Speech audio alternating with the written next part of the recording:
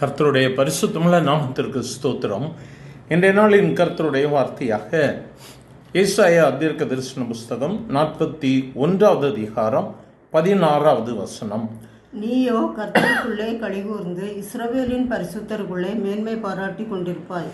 என கருமையானவர்களே, இன்றைய நாளின் கர்த்தருடைய வார்த்தை, நீயோ களி கூர்ந்து கொண்டிருப்பாய், உன்னை களிகூற பண்ணுவேன். இந்த மாதம் முழுவதிலும் கர்த்தர் தம்முடைய ஜனத்திற்கு கொடுக்கிற வார்த்தை, நான் உன்னை களிகூற பண்ணுவேன். நீ கர்த்தருக்குள்ளே களி கூர்ந்து இஸ்ரவேலின் பரிசுத்தருக்குள்ளே நீ மேன்மை பாராட்டுவாய். இந்த மாதத்தில் நீ களிகூர்ந்து நீ மேன்மை பாராட்டுவாய். சியோனின் சிறையிருப்பை திருப்பும் பொழுது நாம் சொப்பனம் காண்கிறவர்கள் போல இருந்தோம் என்கிற வார்த்தையின்படியாகவே கர்த்தர் சிறையிருப்புகளை மாற்றுகிறவராக இருக்கிறார். என கருமையான தெய்வ பிள்ளையை, எவ்வளவு நாட்களாக நான் இந்த பாரங்களை சுமந்து கொண்டிருப்பேன், எவ்வளவு காலங்கள் என்று சொல்லி கலங்கி போயிருந்தல்ல, இந்த மாதத்தில் கர்த்தர் உன்னை களிகூற பண்ணி உன்னை மேன்மை பாராட்டுகிறார். இந்த மாதத்திலும் நீ செய்ய வேண்டிய காரியம், இந்த வார்த்தையை வாக்குத்தத்தத்தை பிடித்து கொண்டு தேவ சமூகத்தில், என் ஆண்டவரே என்னையும் ஆசீர்வதியும் என்று சொல்லி நீ கேட்டுப்பார். கர்த்தர் உன் சிறையிருப்பை திருப்புவார்.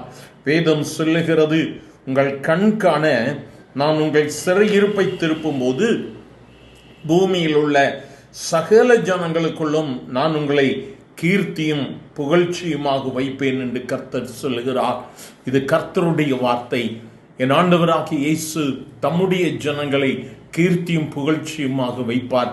எவ்வளோ காலம் ஆண்டவரே நான் நிந்தையை சுமப்பேன், எவ்வளோ காலம் என்னுடைய வாழ்க்கையில சொன்ன வார்த்தைகள் வாக்குத்தத்தங்கள் நிறைவேறவில்லையே என்று சொல்லி கலங்கி போயிருக்கிறாயோ, என்ன நாளில் ஆண்டவருடைய வார்த்தையை பிடித்துக்கொள்.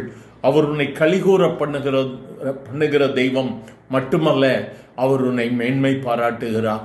உன் சிறையிருப்பை அவர் திருப்புவேன் என்று சொல்லி வாக்கு கொடுத்து சகல ஜனங்களுக்குள்ளேயும் உன்னை அவர் மேன்மையும் கீர்த்தியுமாக வைப்பார். எனக்கு அருமையான தெய்வ ஜனமே, இந்த நாளிலும் நம்மை ஆண்டவருக்கு நேராக நம்மை ஒப்பு கொடுக்கலாமா?